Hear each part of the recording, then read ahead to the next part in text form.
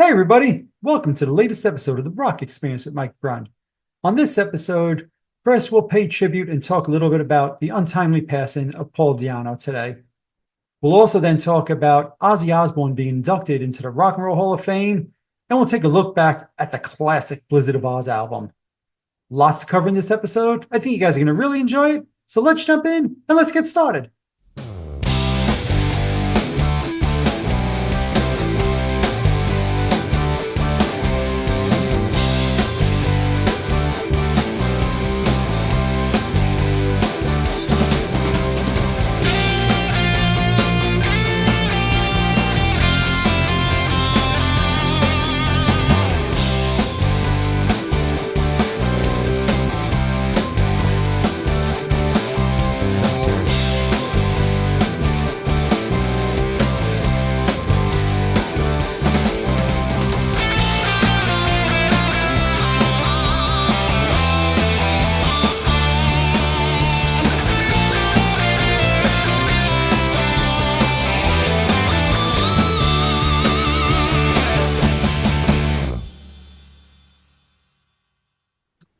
Hey everybody, welcome to the latest episode of the Rock Experience with Mike Brunn. Today I have with me my buddy, my comrade, my partner in crime. I haven't called you my partner in crime in a while. Mr. Vince LaRussa, how you doing, buddy?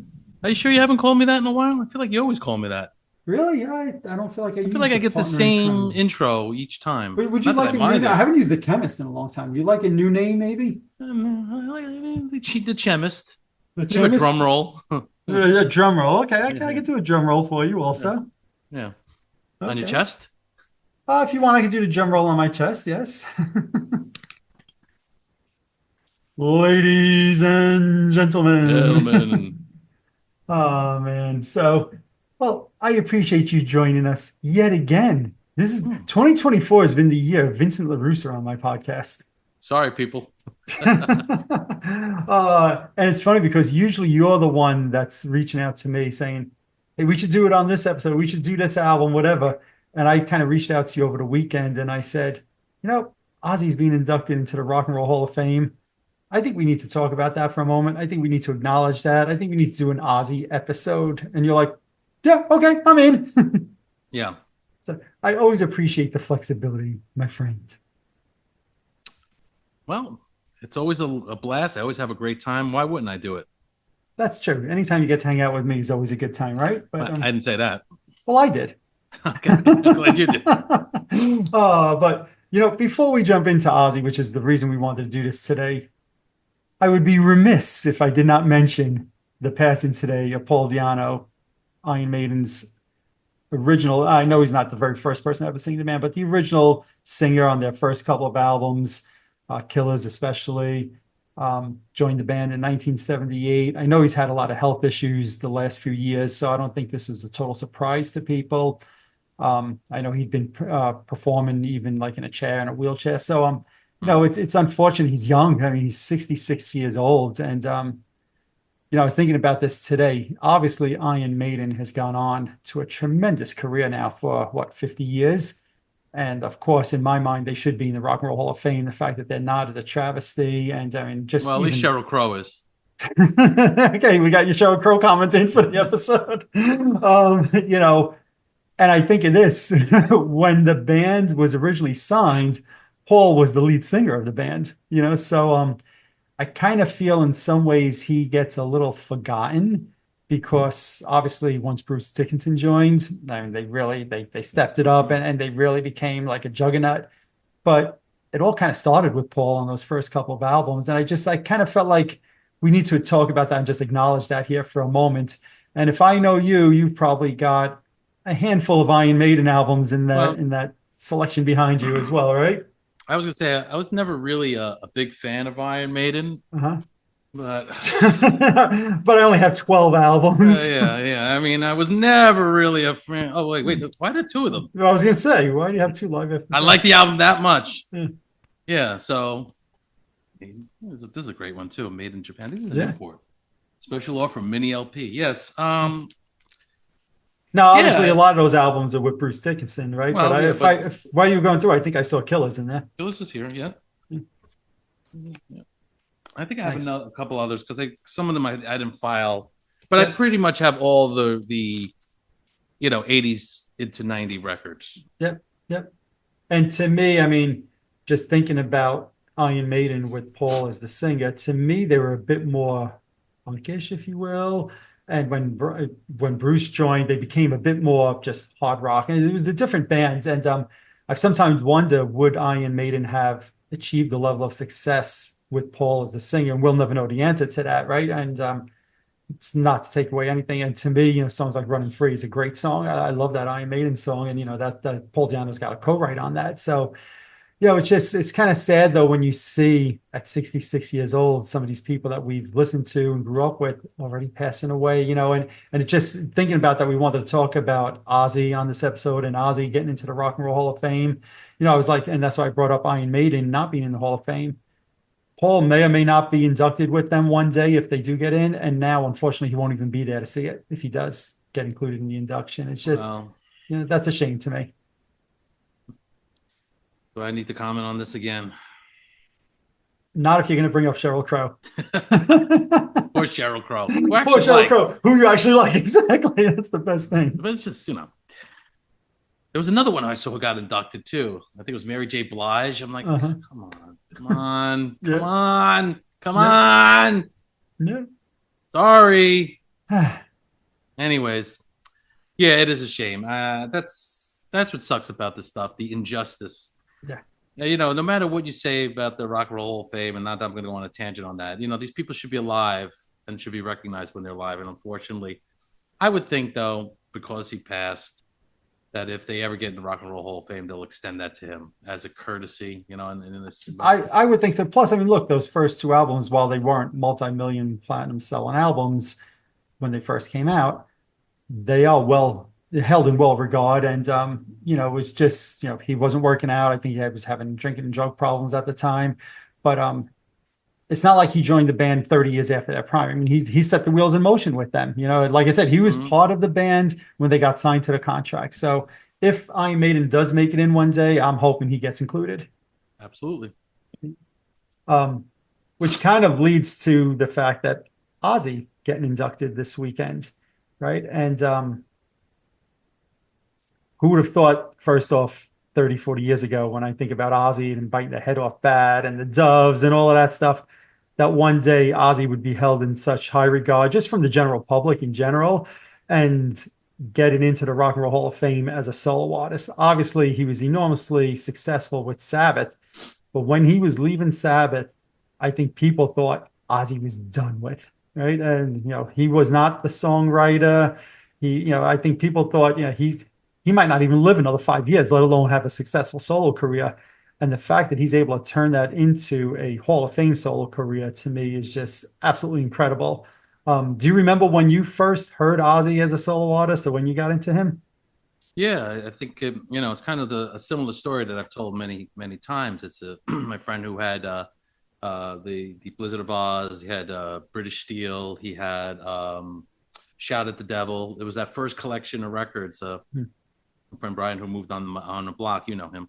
Mhm. I was 13, and when I met him and went up to his room, and he had this collection of records. Of course, I wanted to see what his record collection was, and that's when I got turned on to that era of which was kind of think about it now. Blizzard of Ozz came out in 1980, so it's like Crazy, 40, right? but that's how it goes.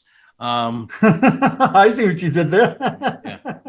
Uh, At that point, the record was only 3 years old, but yeah, that's what I remember, and more than that, what I remember about that particular record was, growing up in the '80s and starting to play in bands, like everybody covered Crazy Train, yes. Mr. Crowley, I don't know. And then later on, Believer, Mhm. So those were the staples. And which one of those was staples in your set list in cover bands? Do you remember? Oh, Mr. Crowley and Crazy Train, Mhm. and even to this day, still covering Crazy Train in one of the bands I'm in. But yeah, it was. I just remember like listening to it and just The first album has a very unusual sound to it. You know, it's very dry. It's kind of on the thin side. It's not a big production. You know, there's not really any reverb on the record. You know, it's very raw. It's very raw Mhm. sounding. And I'll get to some of the commentary on the production and some of the songs. But yeah, that's what I remember. Mhm. It's like that wonderful time of discovering heavy metal. Yeah. You know, coming out of the Kiss stuff, taking a little break from the Kiss stuff, listening to a lot of pop stuff, which I've told that story many times, and then kind of getting back into the heavy metal stuff. It was this definitely the Motley Crue, Shout at the Devil, British Steel, this album, and then Rat when Rat album came out, and then Def Leppard Pyromania, and then Come On Feel the Noise and Quiet Riot. It was all Right. those records that started to really build my love for this Mhm. music, this genre. Yeah.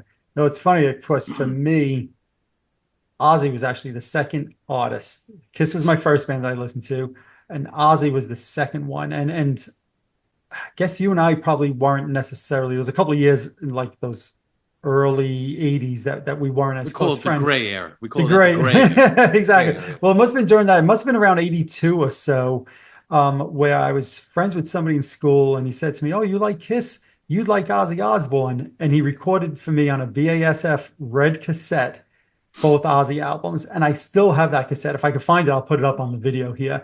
mm, But I listened to him, I'm like, holy crap, this is great. I just remember being totally blown away by it. I think I've shared this story. I did not realize that Black Sabbath had replaced Ozzy. So I was like, oh, Ozzy used to be in Sabbath. I got to get some of those albums. And I got the Mob Rules and I put it on. I'm like, oh, that's not Ozzy. And I happen to yeah. love that album too, as well. So, but it was just funny kind of going through that. But yeah, for me, I mean, for me, Ozzy was my second concert ever, well, third, second artist. I saw Kiss on the Dynasty tour, Kiss on the Lick It Up tour, and then Ozzy on the Bark of the Moon tour in January of '84. With Jakey Lee, who's also been in the news himself. And Jake Lee, hopefully he's doing better. He's back home now and seems to be doing a little bit better. But what a crazy story that was. But Ozzy is my second artist I've ever seen in concert. And in a lot of ways, I say he was my gateway into all the music that I ended up loving because I went to see Ozzy that night and I saw this unknown band at the time for me, Motley Crue, open up. And I was like, whoa, this band is freaking great. And I always say this, I had 12 pictures. I brought a camera with me. I had 12 pictures and I took one of my 12 pictures on Motley Crue that night because that's how much I was blown away by Motley Crue. And that just kind of opened up the floodgates for me at that point then to, oh, look, I got to listen to Motley Crue. Oh, I saw a Rat on a TV show again because I was recording because Ozzy was going to be on. I think it was the Rock Palace and Ozzy was going to be on and Rat was on and Sammy Hagar. And I was like, oh, I like both of these artists too. Ozzy was in a lot of ways for me, my gateway into all the music I ended up loving in the 80s. Interesting. Yeah. So to me, seeing him inducted into the Rock and Roll Hall of Fame, it was like, maybe with the exception of Kiss, this is an artist that has been with me since my youngest years of my youth. Yeah. My So youth. my youth. Yeah, Yeah. So yeah, for me, it was exciting. I know we debate and we could discuss about the merits of the Rock and Roll Hall of Fame, and I certainly understand and even somewhat agree about the merits or lack thereof of the Rock Hall. But knowing that an artist like Ozzy is getting the recognition all these years later that to me he justly deserves is kind of cool. It kind of justifies all of that in Well, the 80s of me listening to these kind of artists. it's the whole thing more so because the people who run the Rock and Roll Hall of Fame have always kind of shunned the heavy metal artists. They didn't really want Kiss, Judas Priest, Right. Ozzy Osbourne, maybe more so Black Sabbath, they did, but it's kind of it kind of feels good that it kind of goes against probably what they really wanted, but they have no choice at this Right. point. So and just for that alone, it makes me very happy, just to piss them off. And I think that's why I enjoy having these bands inducted because you know that they kind of don't want these bands in. Yeah, And it's like, yeah, well, in spite of that, they kind of have no choice. They have to yeah, acknowledge what we've known yeah, for 40 years. And I yeah. don't know if you saw Ozzy's induction speech that he gave. He did not perform at the ceremony, not a surprise with his help. And he just gave like a 2 minute speech, really. Mm-hmm. He acknowledged Randy Rhoads. He said, some of the guys that have played with him over the years are there tonight, and they played as part of like an all-star tribute to him.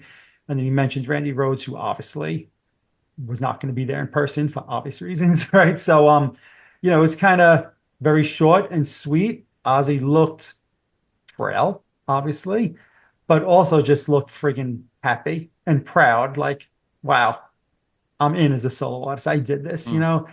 And I sometimes I wonder what went through his mind when in the 80s he was seen as like everything wrong with rock, right? He was the devil, he was evil. And now here he is being praised by his peers. It must be like a weird feeling. And obviously it started a little bit with his TV show, 15, 20 years ago, whatever it was, where people started to see Ozzy in a different light. But talk about making like a complete 180 from what people saw him as in the 80s compared to today. It's incredible to me. Yeah. Well, I'll say this, and I guess others can argue, and I don't have this with fact, but I don't think Ozzy Osbourne would be anywhere near successful if it wasn't for his wife. I mean, I Oh, I think, agree. she, and you hear all the stories of how tough she was, even with the people who were in the band. And I think even with the point in times, having to deal with Ozzy, I mean, dealing with Ozzy, you hear all the stories, or listen to Yes. the stories with Motley Crue, whoever he toured with. I mean, he's got a, history of battles and stuff like that. And the amount of patience one has to go through for someone who has that. And then probably a lot of times when maybe he didn't want to record or didn't want to write, or he was in a rut, or maybe he was having trouble, she probably kicked him in the ass and said, you got to do this, we got to do this, we got to do this, you got to do this, Yes. and I don't, again, I'll say it again, Ozzy has talent, but I think his talent got propelled because of his wife. Yes. And his band members around him. I don't want to Well, I'll discredit get to that. that. I'll get to Yes. that, and I'll get to Yes. that when we start talking about the Yeah. record. But But I agree with you 100%. To me, there's probably no successful Ozzy solo career without Sharon. and dare I say this, and I'm going to say this without really thinking about it, but thinking about it, but not really choosing my words very carefully. Dare I say that Ozzy is a bit overrated, and I'll tell you why I'll say Ozzy is a Okay. bit overrated. I think it's been highly documented that a lot of the great songs that Ozzy Osbourne wrote Hmm. were not written by Ozzy. Right. Okay, you got to thank guys like Bob Daisley.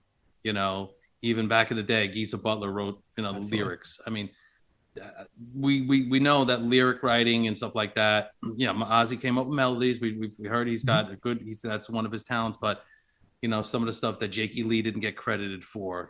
For writing and to your point, his band and the people who he surrounded himself. It's not easy to go from a Randy Rhoads and then find somebody. Oh, then you find a Jakey Lee, and then you find a Zach Wild. Agreed. So he was very fortunate to have always a great team, and I think run by his wife because she managed him. And so why I say he's a bit overrated, he gets all the credit. He should be in the Rock and Roll Hall of Fame, even with everything he's gone through, with all the personal issues, and he's still alive today. You know what I mean? To Yep. persevere, to still want to tour, to still want to, I know recently he couldn't anymore, and I know how hard that was for him.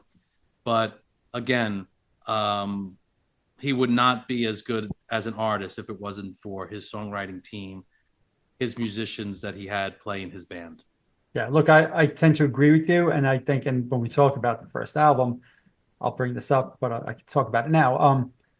It's the perfect marriage to me. Surrounded himself with great songwriters, such as, like you said, Bob Daisley, Randy Rhoads, Zach Wild, Jakey Lee, But Tony Iommi, Geezer Butler, and on, right?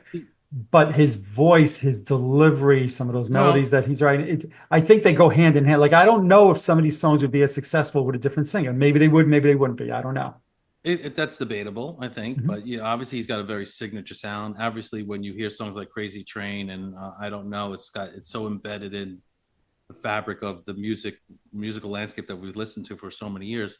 Um, but I'll say this: I've heard "Quiet Riot" with Randy Rhoads, and I heard the songs that were written in that band, and to me, they weren't very good. You know what I mean? Agreed. And That's a and they great, had a great point. and they had Kevin DuBrow, who was a good singer, good front man. Yes. You So can make an argument that he's a better singer than Ozzy. absolutely, Yeah. I could make you are, but Uh, but again, lyrics. I mean, listen to themes of of these songs. I mean, when I went and listened to this record, and there's no like, "Ooh, I love you, ooh, mhm. me, you, me," like it's no, this is not a ladies' room. I'm No. not gonna pick on Kiss again, but you know what I mean. They're well thought out lyrics and great themes, and whether that inspires you to sing a melody a certain way, or when you're collaborating with the lyricist, or however it works, and then just when we start talking about some of the music and some of the riffs on this record, it's maybe it was he got inspired by Ozzy more than he got. I don't know the story behind that. Well, Right. I don't know if we'll ever know because he's not alive, and I don't know if the story's ever been told. But yeah, I mean, Ozzy got to be credited. He delivers the lines. He's got his own unique style. That the tone of his voice and his delivery, it's only Ozzy Osbourne. Right. It's like there's only one Ozzy Osbourne. There's only one Mick Jagger. There's only one, Roger Daltrey or Robert Plant. I mean, these even without the greatest singing voice, he's one of the greatest vocalists, in my opinion, just because he's so unique. Nobody's ever going to say, well, Tom Petty's a great singer per se. Yeah. Like Tom Petty is a great singer, if you understand what I'm saying, because he delivers a Tom Petty song better than anybody else can. And to that point, I was telling you this a couple months ago. It's in the pop spectrum, but I think it applies here. I was watching a video of Kelly Clarkson, who I think is a phenomenal singer, one of the best of the last 20 years, singing a Madonna song. And I was like, not that good. Yeah. Now, nobody is ever going to say Madonna is a better singer than Kelly Clarkson. Nobody. Yeah. But it's something about Madonna's approach to the song. And I forget what song it was, but I was like, no, Kelly sounds fine, but just doesn't have that same feeling to it. And to me, that's the thing with Ozzy. He has a certain thing about his voice, a certain charisma about him that just, one of the notes I wrote. What is one of the notes I wrote about this album is that, because we'll talk about the Blizzard of Ozz album, these songs wouldn't exist without Bob Daisley and without Randy Rhoads. But I don't think they'd have the impact or the greatness and the longevity that they've had. And the fact that Rolling Stone says it's like the 9th best heavy metal album of all time. I don't think people see it in that light without Ozzy's voice. Now, we'll never know because nobody else recorded this album but Ozzy. But I agree with you. For people who don't know what Ozzy's role was and wasn't in Sabbath and as solo artist, yeah, he could be a little overrated because he definitely surrounded himself with tremendous people. So I don't disagree with your comments at all. But saying that, I do think that you take Ozzy out of the equation and these same songs may not have the impact that they did. Mm-hmm. Yeah, that's a fair point. Yeah. And we're talking about the first solo album, and I'm assuming you know this, but it's a solo album. Like to us, it's Ozzy's first solo album, but it was actually supposed to be originally billed as a band. And it was going to be the Blizzard of Ozz band, and then it was supposed to be like the album, it was going to have the band name Blizzard of Ozz and then Ozzy in small print. And then they ended up going the other way around on it. And people just said, oh, it's an Ozzy solo album called Blizzard of Ozz. I know I've read in the past that Randy Rhoads was quite upset about that. And I was like, I'm not going to play second fiddle to somebody else, especially when I'm doing so much of songwriting. But from a marketing point of view, I understand that people, the label probably thought that it was easier to market Ozzy Osbourne than Blizzard of Ozz. Mm-hmm. But I wonder what would have happened if they made it a band and it was Blizzard of Ozz. I think eventually it would have just been Ozzy Osbourne, same way like Frehley's Comet became Ace Frehley, right? I just think that Ozzy was too much of a successful person already to just fall into a band. But we'll never know. Yeah. We'll never know. I did say, in light of him joining the Rock and Roll Hall of Fame, I said, we should talk about that Blizzard of Ozz album, the classic. Right? There you go. Of course, you have to have the album handy. First off, I happen to think that's a great friggin' album cover, right? So, absolutely. It's his first solo album, and yes, I'm going to call it a solo album. And it just oozes Ozzy, that front cover, to me. Absolutely. And it's so funny. Like the back cover, the picture's a little murky. Yep. It's again kind of like to the band. You don't even know who the drummer is, can't see him, but. Yep. And I forget, because I haven't looked at the album itself, who's actually credited on the album as the band members. We know who played on the album, but I know on Diary, I remember the inside sleeve has Rudy Sarzo on it. This does not have Rudy Yeah. Sarzo listed, does it? No, no, No, no. I It, didn't it, think it so. has Ozzy, Randy, Bob Daisley, Lee Kerslake. Right. That's what I thought. But I Well, couldn't. unfortunately, he also passed relatively in Yes. the last couple of years. Yep. Um, but yeah, it's trying to see, and I got Don Arias as keyboards, Okay, good. and yeah, no other mention that I see here. Yeah, I remember there was a press of the album that didn't have that picture on the back. It actually had like a band photo, like the five of Yeah, them standing there, crystal yeah, clear. You can see who's who. The yeah, one that you're holding right now is basically the one that I've seen 99.9% of the times. yeah. But there is another version with like a full band photo in the back, just like a photograph of them standing for a photo shoot. So, Mm-hmm. Mm-hmm. but Yeah, do we want to talk about the album itself? I think we do. Okay, so let's jump in and talk about Blizzard of Oz. Come There you go. You're already giving me on, come on. goosebumps.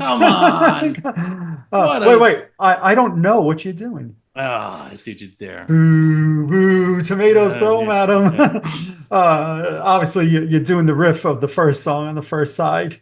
Go ahead. Yeah. Since you started with the riff, I'll let you go I first. mean, come on. What a great opener, Yeah. right? What a Yep. great opener.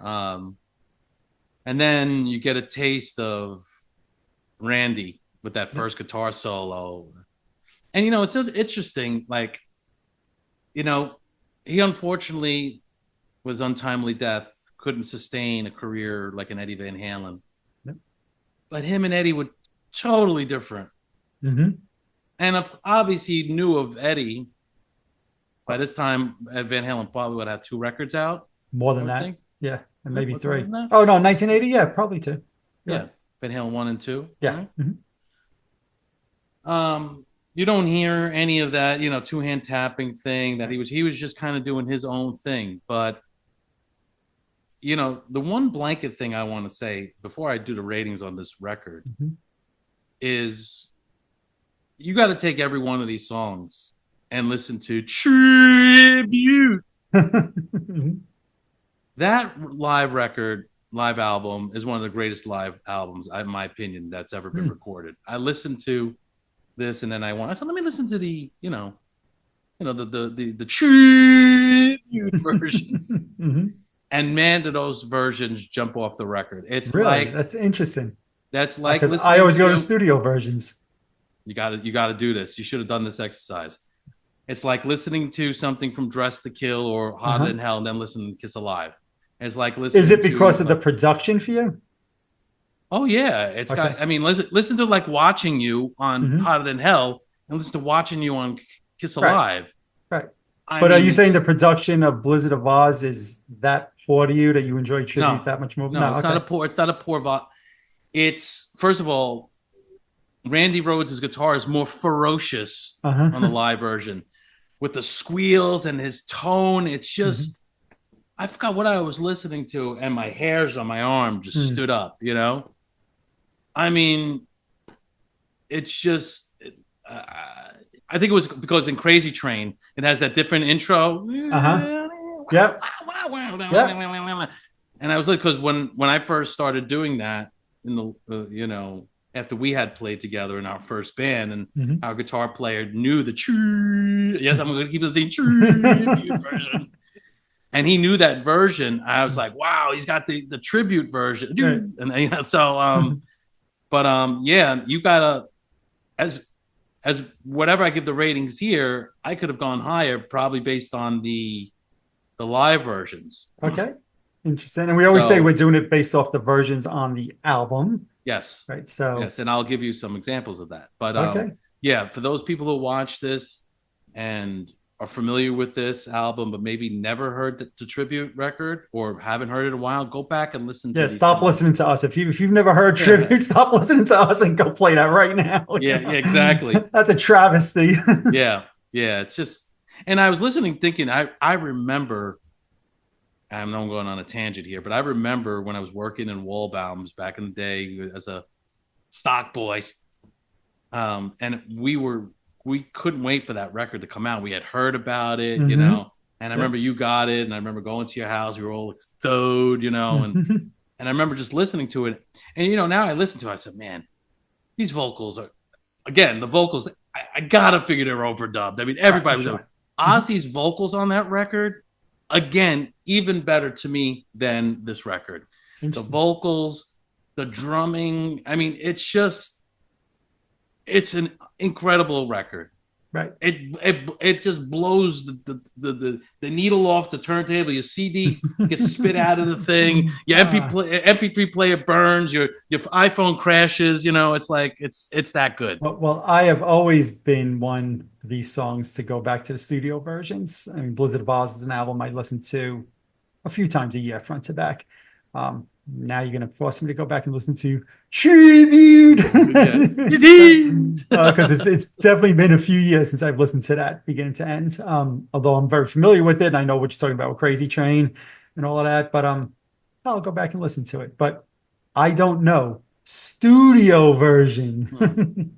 Yeah. What are you I mean, thinking? even if that being said, I still give this song a 9.5. This Okay, is because if you would have said 6 or 7, I was gonna say, all right, that's the end of the show, guys. Goodbye. I'm not drunk or high here. Okay. Yeah. Okay. Good. Good. Yeah. That's an easy 9.5. Yeah. It's an easy 9.5 for me. Look, I often say to me, the best way Ozzy could have started his first solo album was Crazy Train. All aboard.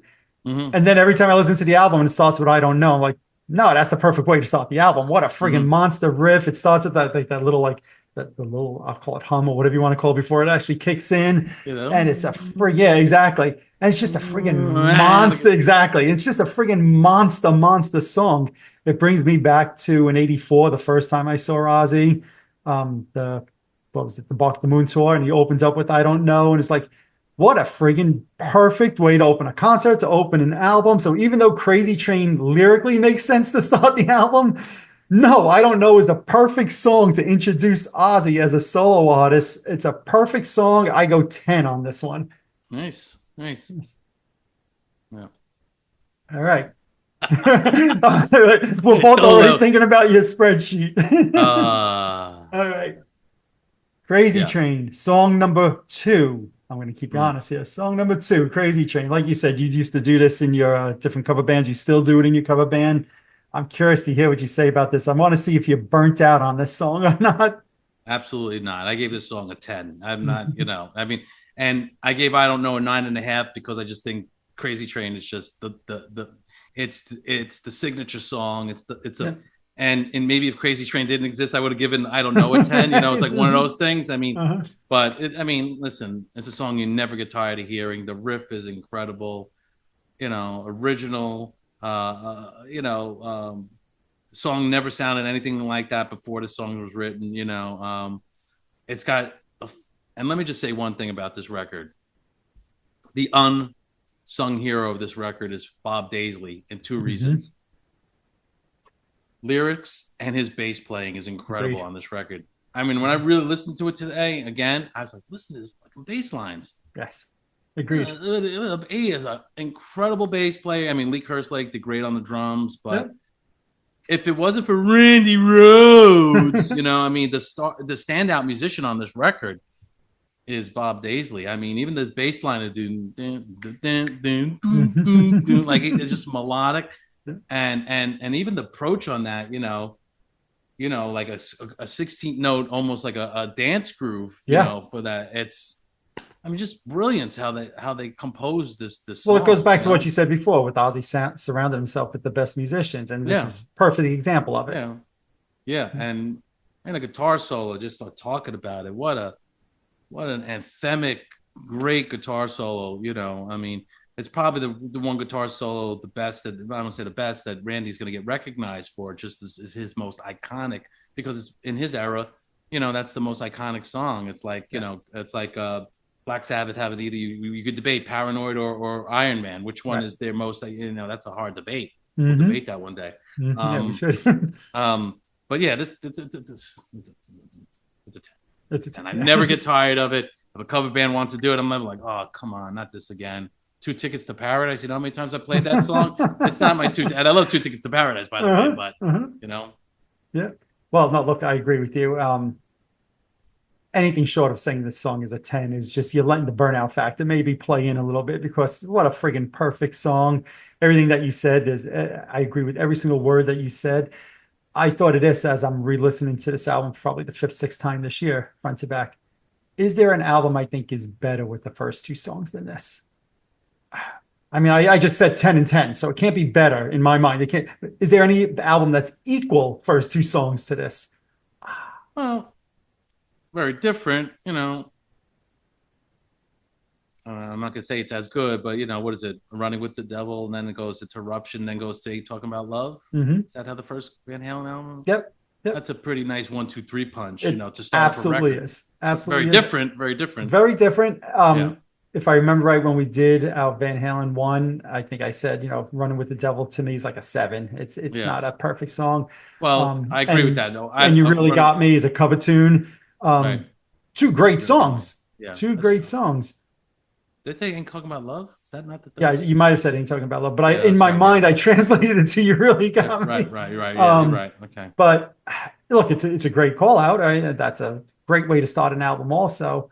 But I'd have to go back and look at our ratings. Have I ever started any other album with two tens?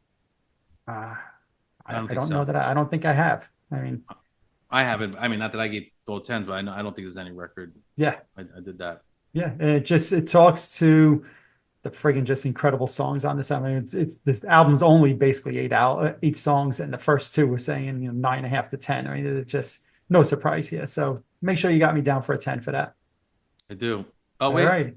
I did give the first Boston, More Than a Feeling, and Peace of Mind both 10s. These are okay. Well, I'm sure a lot of people would say that those first couple of songs on that album. I'm checking your numbers too. No, okay. you never did that. I've never done it. So for me, this is the greatest start to any album that we've at least discussed. And I'm hard pressed to think of another album with two 10s to start it off. Yeah. So, all righty. That brings Both us Eric squared. Both Eric. I see what you did there. Yeah. I like that. Yeah. And you mentioned Randy's solo in this, and I agree that's the most iconic. I'm not sure that I agree that it's his greatest solo on this album. There's a couple I personally like better. But if people are going to talk about Randy Rhoads solos across Crazy Train's going to be the one that he's remembered for most. I agree with you there. But all right, let's go to the third song. Goodbye to Romance. Goodbye to Romance. I'm glad we're getting the Kermit the Frog version for everybody. Obviously, Ozzy slows it down a little bit for this. What are you thinking? It's interesting, like, the choice here, to put this song after these two powerhouse. Yeah. And then to put this here. And then I see how it follows after this, but which is kind of smart. But yeah, I mean, this is a great song. This is, to me, I never get tired of that solo at the end. Yes. Yeah. It's kind of cool, the bass line, and it's just, oh my god, so fucking good. Yeah. And just such a well composed, and it's kind of it's funny. I to hear Ozzy sing this, I was listening to something, I think it was a Sirius Radio, and that song Changes came on with Black Sabbath. Yep. And I was like, wait, when was this done? I kind of forget, like, how great that song is and how different is a Black Sabbath song. Yes. It's such a fucking great song. Yep.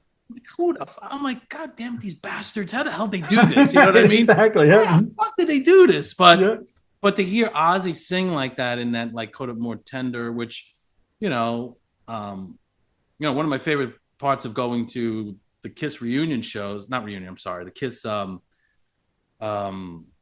what they call it, the end of the road tour, was we always knew they played No More Tears before. Right. I think it was before rock and roll. Mm-hmm. And I really grew to love that song just based on seeing Kiss. I was like, wow, this is a fucking incredible song. So this is, god damn it, Yeah. Bastards. Anyways, with all due respect, but I'm going on a tangent. I gave this song a 7.2. I think it's a great song. It's when we start the sevens or the upper echelon songs. Yep. I really still love the song. Yeah, no, I agree. I love the song as well. I think it's funny or interesting to note that it was the first song they wrote for the album. So here it is. We're talking about all these incredible rock songs that are on this record. And the first one they wrote was basically a ballad. And the Mm, story is supposedly it's him saying goodbye to Black Sabbath. mm. Um, Not 100% sure I'm convinced that that story is true. I know I've heard it time and time and time again. But, this is a song here we mentioned before, some of Randy's guitar solos. I think the guitar solo he does in this is just so freaking great because Randy is great. Like he could I'll call it shred and play 1,000 notes. But then like a song like this, like the solo in this is just like melodic and you can like sing along to it. It's just Well, freaking just great. What are you gonna say? I mean, I thought of this, and I hate to pick on the guy. You know, when you say the word shred, there's a difference Hmm. between shredding like Vinnie Vincent and shredding Agreed. like, Randy Rhoads. You know, Agreed. it's Agreed. your choice of notes and it's your melodic sense and how memorable it is. And yeah, this is a great solo and the tone that he gets. And that's the other thing that you gotta, you know, talk about. And it's so funny, if I may. Do I have it over here? Yes, I do. Ooh, what is Vincent getting for us? So I picked this up recently. This is one of this is actually the distortion pedal that Uh-huh. Randy Rhoads, well, many guitar players were using. Um, and this I think was made originally in 1978. And this is the distortion pedal that he used. And actually, they had a signature pedal that came out recently by MXR. They made around 2,000 of these. Not Okay. this, the one that's like black. It's got the polka dots on it. I Hmm. couldn't get it. It was sold out. So I Right. was like, "Fuck!" I wanted it, Uh-huh. right? Because I play like Randy Rhoads. But I wanted so I was looking on Reverb and I found this pedal. And what's cool about this particular one, the guy I bought it for had the original receipt. He bought it in 1980. Oh, So wow. this was actually, and you can see the condition of it. So this was, Uh-huh. and there's something to the fact that, when these pedals are produced by Boss, MXR, whatever, Ibanez, the original chips, how they built these, eventually the manufacturer didn't make the chip anymore. So they found like Right. a different chip that sounded close, but everybody's like, you got to have the original circuit. Right. I mean, this doesn't even have like where you could plug a AC adapter into it, and it Hmm. doesn't even have a light to know if it's Oh, on. wow. So that's like how old Okay. school. Interesting. Wow. But I bought this pedal recently because of not because we were doing this. It was because the whole Randy Rhoads thing, and I wanted to Interesting. see what the whole thing was with this pedal. And of course, Right. I plug it in, and I mean Eddie Van Halen uses pedal. I mean, all the metal guys were using line rock guys, but this was one of the things that propelled.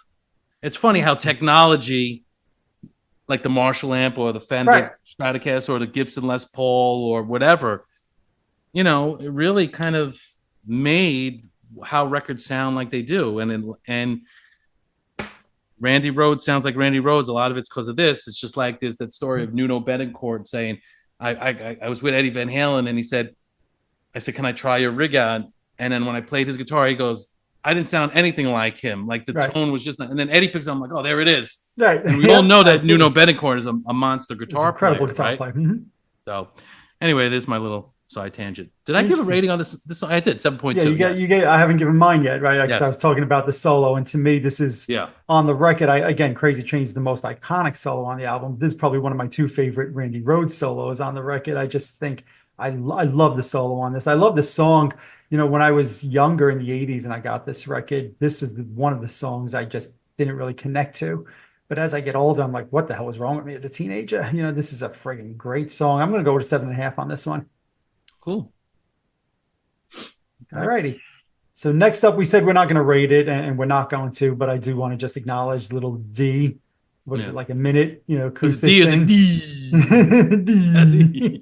Obviously, it's named for Randy Rhoads' mom, Dolores. But it's such a perfect way segueing from the ballad to the classic Suicide Solution. You get this little acoustic thing mixed in there. Again, we're not going to rate it, but perfect segue to me right into Suicide Solution. I don't know what your thoughts on Yeah, with that. absolutely. Yeah, Absolutely. It's a nice way to bridge the gap or to yeah. segue. And again, if you listen to, if I remember correctly, on the tribute record, there's a version of this where it's a different take and you hear It's an Randy outtake. Mhm. talking and it's Yes. it's awesome. You got to listen Yep. to that. Agreed. Agreed. But kind And of and leads right into. Go ahead. What are you gonna say? no, I was gonna say, and it also, I mean, it shows his remarkable classical talent. I mean, Agreed. something that quite honestly Eddie Van Halen didn't have. He Hmm. was in a guitar player. I think Eddie. I don't know if he was classically trained as a piano player, but I know he played piano. Obviously, he played Yes. keyboards, but Mhm. I think that was his original instrument before he played guitar. I don't remember where he did play drums. I forget the whole story with that. Right. I He know played that drums. Mhm. he yeah, right. He played drums, Yeah. Mhm. he played piano and whatever. But yeah, it's great. It's Yeah. great. It's a Agreed. great.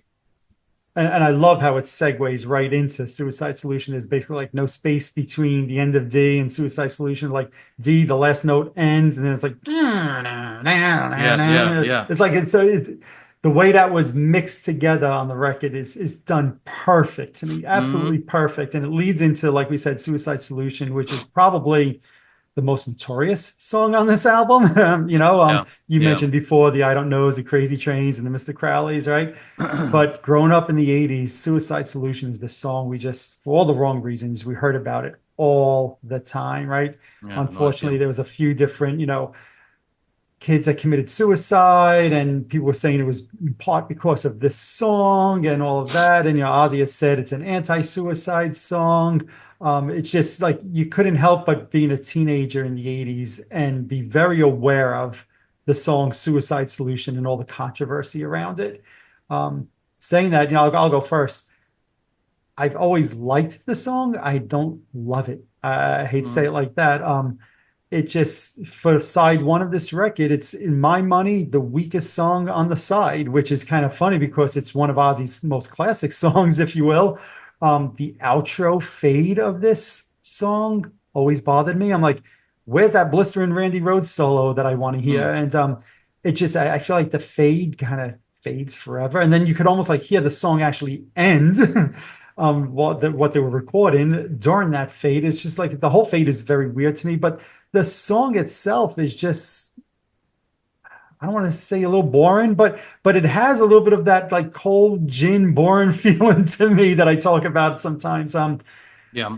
So I'm going to go with a 6 on this one. I'm sorry, everybody could throw eggs at me, whatever. Yeah, I think there's a lot more Ozzy songs that are better than this, and yeah, I can't put in my upper echelon of songs. I'm going 6.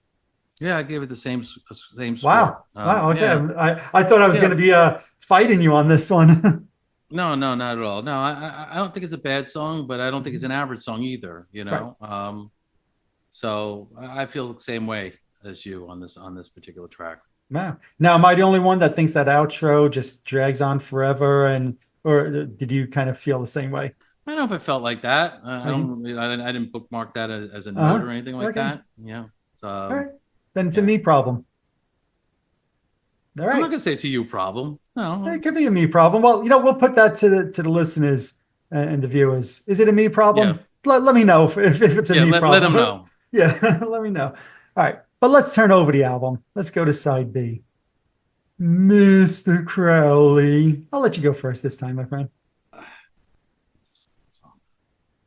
I fucking always love this song. That keyboard intro. From the moment I heard it, I was thoroughly thrilled. Hmm. I loved it. I loved covering.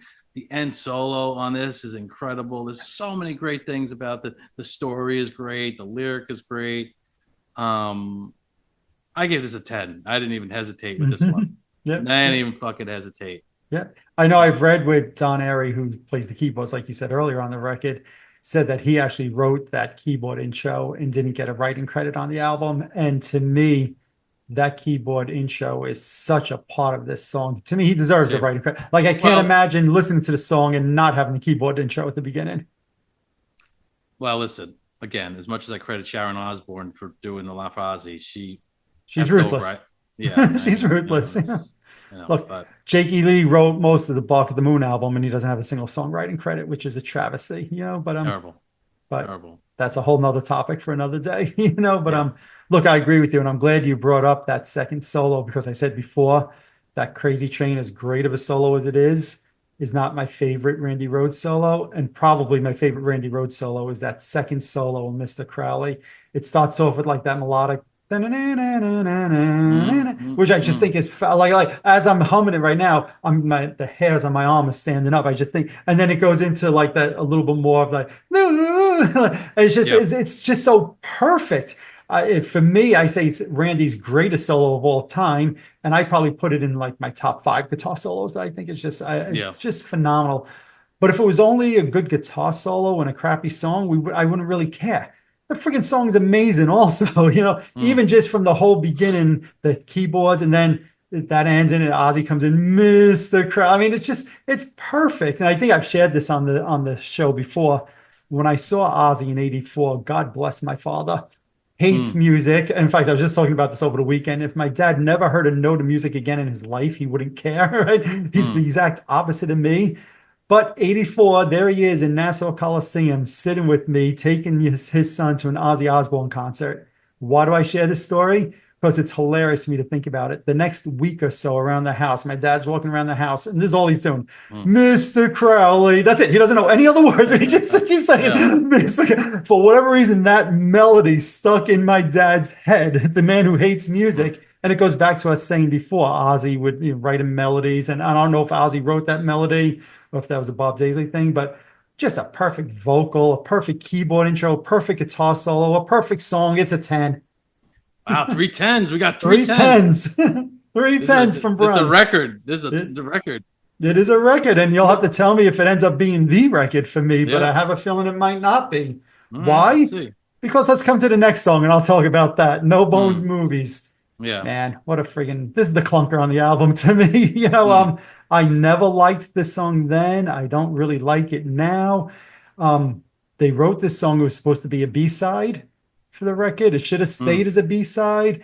They put it on the album because they wanted to give Kerslake a co-writing credit. Cheap reason to do that. There's better songs than this that they left off. You Looking at Me is so much better. You Said It All is so much better. Those two songs are freaking phenomenal. The fact that they weren't on this album is just, yeah, no bone movies, cheap movies. That's all I'm gonna say. Cheap movies. I'm wow. going. I'm going with a 4. Even freaking Randy Rhoads solo on this feels like it was like half baked to me. It Wow. just something about this song just always felt like out of place. Not only is it not a great song on a freaking incredible album, but I feel like they half-assed it, and it feels like it was supposed to be a B-side, and they should Mm. not have put it on the album. Well, 4. I don't feel as strongly as you. And I not that I'm in love with the Mhm. song. I gave it a 5.5. Um, maybe listen to the tribute version and see if you still feel the same. I'm just Yeah, curious. when they put it on there, like, what? He actually did this song live? Really? Mm, mm. This friggin' disaster of a song. Wow. Wow. Yeah. He's Yeah, and you know why I feel like that? And we said one day we'll do Diary of a Madman. But if you look at the Blizzard of Oz and the Diary of a Madman album, there's what, 8, 9, 10 songs on each album. This is the only clunker to me. So mm, it sticks out maybe for that reason. yeah. Maybe if there was 1 or 2 clunkers on every album, I wouldn't be so harsh on this one. But Yeah. the friggin' 2 albums are just loaded with friggin' great songs. And they had 2 songs on the cutting room floor to me that were better. No Bone Movies, get the hell out of here. Yeesh. Wow. All right. Oh. Okay. All right. Did you have anything else you wanted to say about that, or should we move to the next one? I think you said it all. Yes, I did. I said you said it all, and that's what should have been on the album. Ah. I'll ask people that if you agree with me that No Bone Movies is the worst song on the album, would you have replaced it with either You Looking at Me, Looking at You, or You Said It All? Which of those 2 songs do you think would have been better for this slot? I think either would have been better than No Bone Movies. I personally would go with You Said It All. I freaking love that song, but I'm curious what other people have to say. So Mm. there you go. That's the second thing that you could let me know. Am I off my rocker about No Bone Movies or not? But let's move on before I get annoyed. Yes. Revelation Mother Earth. Go ahead, my friend. I'm curious to see what you have to say about Yeah, this song. this is a very interesting song. It's a Yeah. very well composed song. Exactly what I wrote down. Is this the Yeah, best written song on the album? That's what yeah. I I wrote mean, down. it's very interesting, and I love the piano part on it. Yes. The solos at the end are great. I mean, it's just very, very. It's not like your stereotypical or not stereotypical, not your whatever chorus that like just kind of moves along at a great pace. Mhm. Um, I just think that it's just a very well written song. It's got a little bass thing at the end too. That's really cool. Mhm.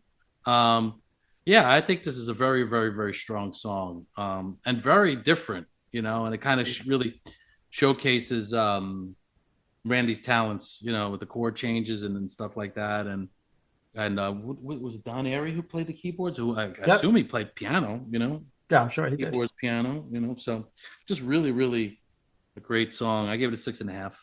Wow. All right. I thought, based on your words, I thought you were going to go higher than that. Yeah, it's funny. I feel like you were looking at my screen and read my notes for this song because Mm, I wrote, I just think it's so well written. I love the way it starts off like with the acoustic part. It ends with like that heavy solo and riff, and in the middle it has that I'll say beautiful piano solo. It's like mm, it really like I'd love to know, Randy, Bob, who came up with the music on this song because it takes you on a friggin' journey. And then I mm, love Ozzy's vocal on this also. I mean, I was saying before how I think, you put some of these songs in some other singer's hands and they might not have the same feeling. And when Ozzy sings, "Please let my mother live," it's just like so great. It's a friggin', it's in some ways a highlight of the record. Although I'm not going to go with a 10 on this one, like I did some of the others, but what a friggin' great piece of music. I'm going to go with an 8 on this. cool. And that brings us to the last song, Mm, Steal Away the Night. mm. Go ahead, my friend. I think it's a great closer for the record musically. God damn it. Great Yeah, way to end the album. yeah. That's so funny. Stealing his thunder, thunder. The bass and the verses are great. Another great, like, God, this is a great, cool chorus. Very anthemic, kind of like, damn it, that's the right word, but just very hooky. It's just a great way to close the record, in my opinion. Agreed. Agreed. Um, that being said, I don't put it in the upper echelon. I gave it a 6.5, just like the previous song, even though they're very different. And Very as the different. weight as songwriting, the other one is, but I think maybe because it's so catchy sounding and just the power of the song throughout Mhm. and certain other elements, I kind of weigh them the same. I look at that number now. I'm like, so are they both 6.5? But I'm going to stick with my both six You're and a gonna half. stick with your 6.5. Yeah. Yeah. Again, I love the way they blended these two songs together, right? So that powerhouse ending of Revelation Mother Mm, Earth ends like like on a note, and then Steal Away the Night comes right in, and I just love the way that goes. It's interesting you mentioned the verses because the chorus. I happen to love the verses, and I think the chorus is good, but not great. yeah. I think the verses are better than the chorus. But saying that, it's like I said, I think it's a freaking great way to end this record. I went with a 7.5 on this. I think it's a freaking great song. It ends a great album that only has one blemish on it in my Yeah. mind, and I won't go on that tangent again. But what a freaking! I think again to Ozzy coming out with a solo album, people thinking that this is probably never going to work. He'll probably never make it as a solo artist, and then this is the album that comes out. Yeah. Holy freaking crap! you know Yeah. Yeah. most bands Absolutely. would die to have an album like this anywhere in their catalog. All right. Ozzy is his first solo album. It just friggin' again, kudos to everybody who in the band who worked on this album. What a friggin' incredible record to me. Absolutely. Incredible. So now I have to make sure that you're okay over there. Well, You divided by 8, right? divided by 8. Yes, it All did. right. Mm-hmm. What are our overall rankings for Blizzard of Ozz?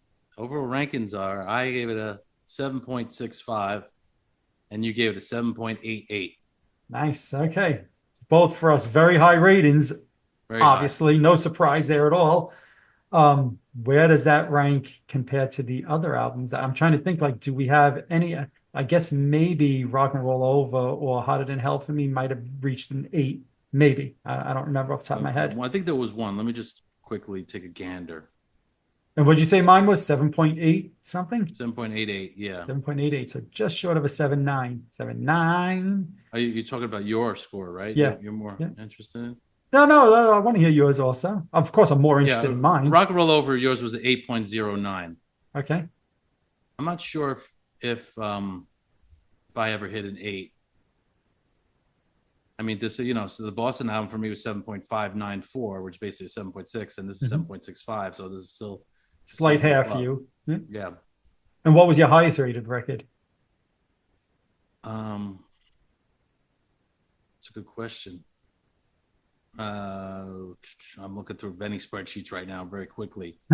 I think this is definitely, well, what was Slippery When Wet? Slippery When Wet was 7.67. This was 7.65. So Slippery Wow. got, yeah. I think Yeah. that was one of the highest ones I had. Okay. And what did I have Rock and Roll over? I had 7.82 for that. So, Okay. I mean, you're right there. Obviously, this is yeah. right there with the best of the best, and that's obviously Mm-hmm. to me no And the Boston surprise. album was high for me too. Right. Okay. So those are like your three or four. What about so did we do rankings for Appetite for Destruction? Um, I don't We know. might Just not don't know have. if I have that Okay. Yeah. handy. Yeah, Okay. Okay. Yeah. yeah. Um, yeah. I mean, look, to me, this is. I started off by saying, to me, Ozzy belongs in the Hall of Fame as a solo Mm-hmm. artist. And Rolling Stone ranked this as the ninth greatest heavy metal album of all time, a hard rock album of all time. Hard Tough rock to, or heavy metal? they said greatest metal. They didn't say heavy metal. They said greatest metal album of all time. So, to me, it's hard to argue putting this in the top 10 greatest rock albums of all time. It just friggin'. And for me, if you take No Bone Movies off and you said it all on this, it might arguably be the best album of all time for me. Because Of I all probably, time. so if you take No Bone Movies and you give that a 7 or a 7.5, what would my overall rating be? Hold on. 7 or 7.5. Yeah, give it a 7.25. Just split the Seven difference. two five. 8.28. That would be my highest ranking. Yeah. Yep. And I'm hard pressed to argue against that. I mean, I don't know, Crazy Train, Mr. Crowley. I mean, those are three tens to me. And Revelation Mother Earth, Goodbye to Romance Still. I mean, what a friggin' incredible album. What an incredible album. So it's interesting that I'm going to debate this one and probably Go make ahead. some enemies. That Ozzy's at number 9, and I'm not a big fan of Rolling Stone, but they have it number 8. Megadeth, Peace Cells of Who's Buying. Number 7, Motorhead, Okay. No Remorse. At number 6, Slayer, Rain and Blood. Wow. Okay. What's the Maybe top that's, five? Do you have it there? yeah. Number 1 is Black Sabbath, Paranoid. Number 2 is Master of Puppets. Number 3 is British Steel. Number 4 is Number of the Beast. Number 5 is Black Sabbath, Black Sabbath. So Ozzy has three of the top Ozzy, bands that he was in or solo has three of the top nine. Yeah. That's pretty damn incredible. Yeah. And look, all those kind of lists are subjective, right? Everybody has different Yeah, of opinions. course. Some of those on there to me are no brainers. Others, I'm like, top 10. I'm not so sure, but Yeah. that's maybe a debate for another day. Yeah. But look, we just finished saying it's what, number 2 or number 3 on my list. And if I change out the one song, it would be number 1. So I have no problem with people saying there's a top 10 record. One day we are going to do Diary of a Madman, and we could debate whether or not this album or Diary of a Madman is better. I will say, to me, this album is freaking tough to beat by any artist, pretty much. Yeah. This is just what a freaking incredible album. Ozzy, for me, clearly belongs in the Rock and Roll Hall of Fame as a solo artist. I mean, of course, you got this. You got Diary of a Madman. You mentioned before No More Tears, which was 10 years later with another guitar player. I mean, what a freaking just incredible career the guy had, and it's sad. And I've said this before. I met Ozzy last year, my son and I, and my son said to him, "Hey, Ozzy, do you ever think you're going to play a concert again?" And I know all of us fans think no, but man, his face lit up. I'm doing everything I can. I want to get back on that stage. And I know, and you said it before, Sharon gets a lot of crap for people saying, oh, she just pushes them out on the stage. I saw with my own eyes in a private setting how excited this guy got over the opportunity and the thought of maybe having one more opportunity to be on stage. No matter how much trouble he caused Sharon over the years to perform, it was clear to me in that conversation how much this man has loved being on stage for decades and how much it means to him, because he could have easily said, hey, I'm working on my health. I hope to. But my God, his face just lit up like a Christmas tree when my son asked that question. I said to my son the other day, I will remember that for as long as I live, how excited Ozzy got over the thought of maybe one day. And I'm sorry, Ozzy is not that good of an actor. There's no way he was put on a show there. It was genuine. And I hope for his sake that he could get on stage and do one more show. But the fact that he didn't even sing this weekend at the Hall of Fame, even sitting in a chair, tells me it's probably unfortunately not going to happen. Yeah, that's sad. You know, Well, it is sad to me, but look, I guess I'll never say never, but I have a feeling we've seen the last of Ozzy on stage. And if we have, he owes us nothing. You know, he's given yeah, us decades of great music, great solo material, great stuff with Sabbath. And yeah. Anything agreed. else on the record that you want to say, my friend? No, I think I covered everything. All righty. Well, I think on that note, I will say to the people, let me know if I'm wrong about Noble movies. Let me know if I'm wrong about the fade out of Suicide Solution.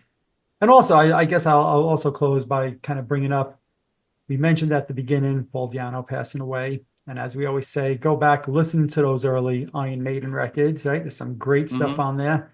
Mm-hmm. Absolutely. Go back, listen to Ozzy's music. He's unfortunately not going to be with us another 30 years. We know that, right? So go back, enjoy these records, be happy that the music that we love is getting some type of recognition, and let us know what you think about Blizzard of Ozz. And if anybody says that this is not one of the greatest albums of all time, then you might just want to unsubscribe to me, and that's okay. Yeah. So, that's okay. Clearly, you found the wrong person to follow, but of course, all opinions are welcome. I'll be really curious to see if there is anybody with the guts of the, the confidence to say, I just don't think that's a good album. I've never Mm. heard anybody say that about this record. Mm. I'll be curious to see. And you know what? I'm obviously busting chops. If somebody does think that this album is not good, I want to hear that. And I want to hear why. Because in 40 years, I've never heard anybody say that. So I'm curious. And let us know what your favorite songs are. And I think that's everything I have. Excellent. So on that note, we'll end this one, not with the double Ringo. Oh, what are we doing? We're gonna end it on the Aussie clap. Thank you, everybody, for watching. Like, what are we doing? We're gonna end it on the Aussie clap. Thank you, everybody, for I like that. watching, and we'll talk to you soon. Thanks, everybody. All right, take care. Alrighty, there you have it. Our thoughts and our comments about Ozzy Osbourne being inducted into the Rock and Roll Hall of Fame this past weekend, as well as our thoughts and comments on the classic Blizzard of Ozz album. Let us know what you think about the album. What are your favorite songs? And also, let us know what you think about Ozzy being inducted into the Rock and Roll Hall of Fame. And last, of course, our condolences to Paul Diano's family, friends, and fans all around the world. You will be missed, Paul. If you're watching this on YouTube, hit that subscribe button below. If you're listening to one of my podcasts, subscribe over there as well. Also, head on over to Facebook and follow my page, The Rock Experience with Mike Brunn, where each and every day we talk about all the rock and roll music that you love. You could also follow me on Instagram and Twitter as well. That's it for this episode. Thanks for watching. Thanks for listening. See you all next time.